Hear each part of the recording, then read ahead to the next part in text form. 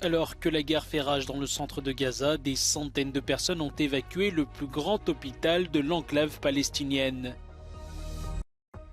Des milliers de manifestants à travers le monde ont marché pour demander un cessez-le-feu à Gaza et afficher leur soutien aux victimes palestiniennes. L'Ukraine annonce manquer d'équipements et d'armements militaires. Le pays fait appel à son allié américain. Des dizaines de milliers de personnes se sont rassemblées samedi à Madrid pour dénoncer la future loi d'amnistie des dirigeants séparatistes catalans. Alors que la guerre fait rage dans le centre de Gaza, des centaines de personnes ont évacué samedi le plus grand hôpital de l'enclave palestinienne. Le ministère de la Santé du Hamas a précisé que 120 blessés et des bébés prématurés n'avaient pas pu être évacués. L'armée israélienne, qui mène un raid sur l'hôpital Al-Shifa, a démenti avoir ordonné l'évacuation de l'hôpital. Selon Tel Aviv, le complexe abriterait un repère du Hamas installé notamment dans un réseau de tunnels souterrains. Dans la nuit de vendredi à samedi, une frappe israélienne contre 3 immeubles de Khan Younes a encore fait 26 morts et 23 blessés graves selon les autorités palestiniennes. Pendant ce temps, Israël a autorisé la livraison de carburant à Gaza afin de redémarrer les générateurs électriques des hôpitaux. Un premier groupe d'enfants blessés à Gaza a également pu être évacué vendredi aux Émirats arabes unis. En visite en Égypte, la présidente de la Commission européenne a affirmé être opposée au déplacement forcé des Palestiniens.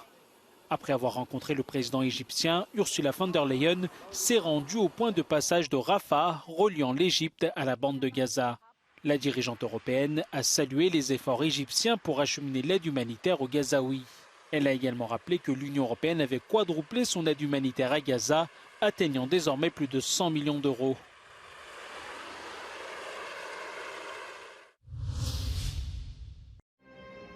Partie de Tel Aviv mardi, la marche des proches d'otages retenus à Gaza est arrivée samedi à Jérusalem devant le bureau du Premier ministre Benyamin Netanyahou. À Tel Aviv, des dizaines de manifestants se sont également réunis pour demander un cessez-le-feu dans la bande de Gaza et le retour des otages. En Iran, des manifestants ont brûlé le drapeau israélien et ont brandi des banderoles sur lesquelles on pouvait lire « Abat l'Amérique, Abat Israël ». En Europe, dans la capitale irlandaise, des centaines de manifestants étaient à nouveau dans la rue pour dénoncer les bombardements de l'armée israélienne. En France, après une première vague d'interdictions décidée par les pouvoirs publics, les manifestants pro-palestiniens ont défilé pour le 3e week-end consécutif. À Paris, des membres de la communauté juive se sont rendus devant le mémorial de la Shoah pour condamner les actes antisémites qui augmentent depuis le 7 octobre.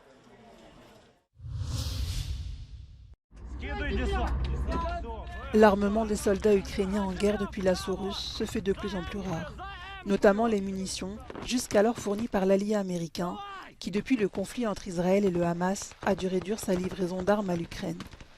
Inquiet que la guerre au Proche-Orient éclipse le conflit russo-ukrainien, Volodymyr Zelensky ne cesse de faire appel à ses alliés. C'est dans ce contexte qu'Ukrainiens et Américains lancent à Washington une conférence sur l'industrie militaire les 6 et 7 décembre prochains. Cette conférence aura pour but d'accroître pour les États-Unis de manière significative la production d'armes à son partenaire ukrainien. Vendredi, après des mois de combats violents, les forces ukrainiennes ont annoncé avoir mené une série d'actions réussies sur la rive du Dniepr, occupée par les Russes. Les combats sont toujours en cours. L'objectif de l'armée ukrainienne, chasser les Russes et éviter qu'ils ne pilonnent la ville de Kherson.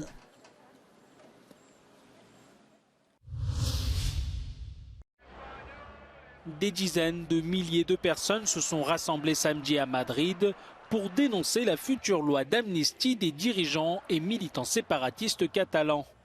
Les manifestants accusent le Premier ministre Pedro Sánchez de trahir la Constitution en raison de sa promesse d'amnistie faite aux dirigeants impliqués dans le référendum sur l'indépendance de la Catalogne.